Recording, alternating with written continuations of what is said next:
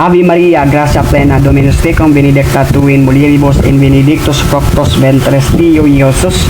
Sancta Maria, Mater Dei, ero pro nobis peccatoribus, nunc in hora mortis nostra. Amen. O Mary, conceived without sin, pray for us who have recourse to thee, and for all who do not have recourse to thee, especially to the enemies of the Holy Church, and those recommended to thee. Turn your rest, grant me to them all the way, and let perpetual light shine upon them. May they rest in peace. Amen. In nomine Patre, Filii, Spiritus Sancti. Amen. Ayan, so isang mapinagpalang hapon sa ating lahat. At good afternoon po sa lahat ng nakakapanood po sa ating ngayon. We are live. Hello po kay Chinita Shian 25. Thank you for joining. Kay Junior, thank you for joining for our live. Mr. Philip Galaguer, thank you for joining. Mr. Dominic Villarren, good afternoon po sir Nas Fines. Good afternoon po Macler. Good afternoon po. Samahan niyo po ako minsan pa sa hapon po na ito. Ako po inyong kapatid Brother John Lester Acopiadonios como Coyales, at kasama po ng buong community ng Lay Catholic Apologists International, at kasama po ang iba pang mga dipensor ng simbahan. Samahan niyo po ako at pag-usapan natin ang mga bagay-bagay na may kinalaman po sa ating pananampalatayang Katoliko. Alright, so without further ado mga mama at sir, panoorin po muna natin ang video po na ito. Napaka-viral po ito ng taong ito dito po sa Black App. Kaya naisipan kong gawan ng video kasi napaka-deceiving ng kanyang tinuturo. Tapakan ko ang lahat ng nagsasabing ang pagmamahal ay nakadepende sa inyo. Pakinggan nito. May napakinggan ako about doon sa kanilang sinabi na ang pagmamahal daw, kaya daw dinestroy ng Panginoon ang Sidong, kaya daw dinestroy ng Panginoon yung sa panahon ni Ezekiel, kaya daw dinestroy ng Panginoon yung kay Noah because ang mga tao daw doon ay hindi pa nagmamahal kasi daw ganito, ganyan, ganyan. Anong tingin niyo sa tao ngayon nagmamahal? Ha? Anong tingin niyo sa mga tao ngayon nagmamahal? Pag sinabi mong nagsisimba ka, may kabit ka, nagmamahal ka, sasalaksakin ko ang bibig mo. Walang pagmamahal dyan. Makasalanan ka, hypocrite.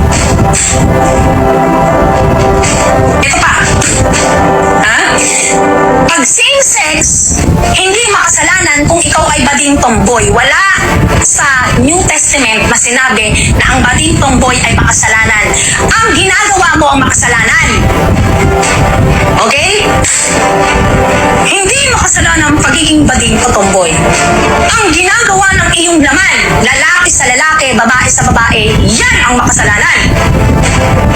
Dahil sa mga false teacher na to, ang mga tao ngayon yan, ginagamit kayo ng salita ng Diyos para magbigay ng komento sa kagustuhan nila. Ngayon, akala nila yung pagmamahal ay nakabase sa iyong emosyon. Ang pagmamahal ay greatest commandment ng salita ng Diyos. Mga anak kayo ni Satanas. Diba? Kung gano'ng kadisib ang mundo.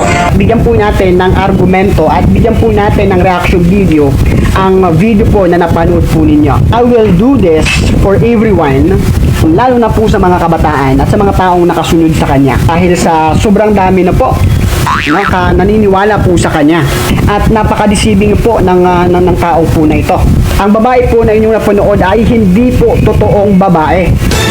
Dahil po sa kanyang pag-viral, marami pong nagsilabasan na nakakakilala po sa kanya. Na kung saan itong taong ito ng mga ngaral, kung saan kung titingnan natin ay babae, ay isa po palang transgender.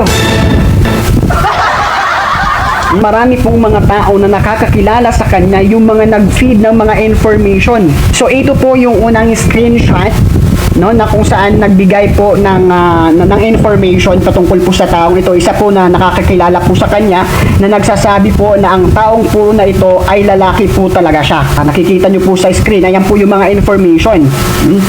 At ito pong information po na ito na ating ipinapakita, hindi lamang po ito basta hearsay, at kinonfirm po ito ng mga taong nakakakilala sa kanya, maging mga kaibigan niya mismo, at mismong mga kaibigan niya yung nagre-refute po sa kanya, sapagkat napaka-deceiving na nga po yung kanyang tinuturo sa kanyang mga followers. Unang-una mga mama at sir, ano po ba ang sinasabi ng banal na kasulatan patungkol po sa mga kababaihan pagdating sa pagtuturo ng kasulatan?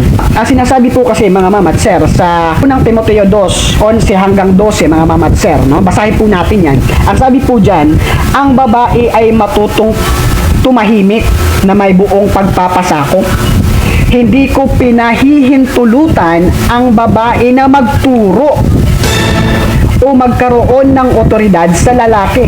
Sa halip ay manatili siyang tahimik.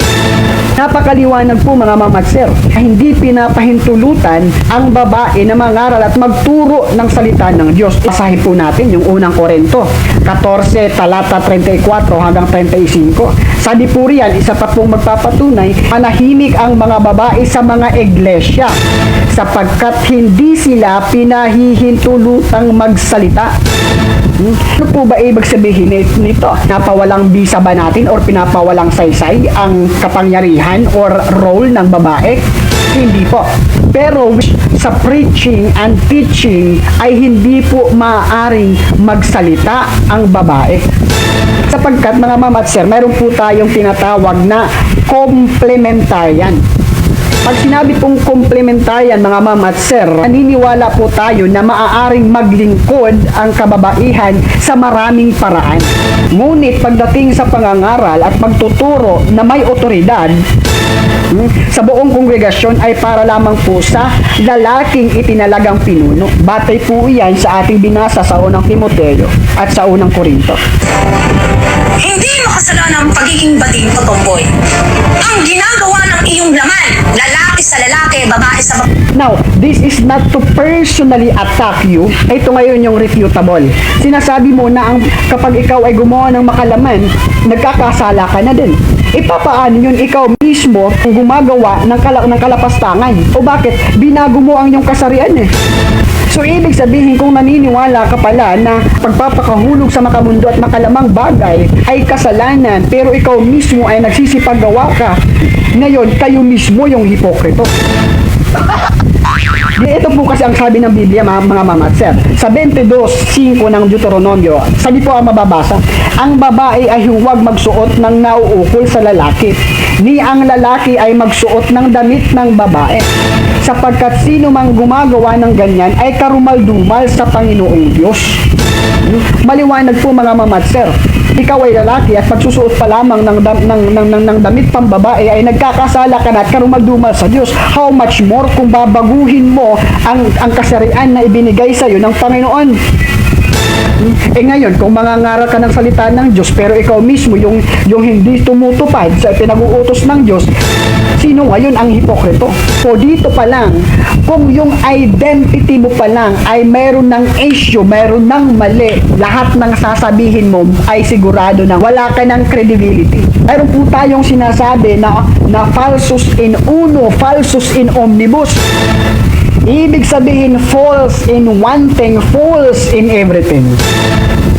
Pag mapatunayan po sa isang hukuman ng isang witness o isang tao ay hindi nagsasabi ng totoo, ay hindi na po pinaniniwalaan at pinapanigan anumang kanyang sasabihin. Kaya nga kung makikita natin sa mga hearing, mga mamatser, sa Senate hearing, kapag ang isang resource person ay napatunayan nila na hindi nagsasabi ng totoo, ay pinapakontempt ng mga senador o ng mga kongresista. Makikita mo sa kanilang mga tinuturo Again, this is not to personally attack you, pero mapapaisip ka na lang kung ginagamit ka ba talaga ng Diyos o ikaw ang gumagamit sa Kanya. Yes po mga mamatsa. This is not to sugarcoat. Ang sabi na ng banal na kasulatan, ang pagtutuwid na may kasamang pagpapalo ang kinakailangan po natin. Kinakailangan po kasi natin na gumamit ng mga masasakit na salita para maituwid yung mga ganitong klaseng pagtuturo.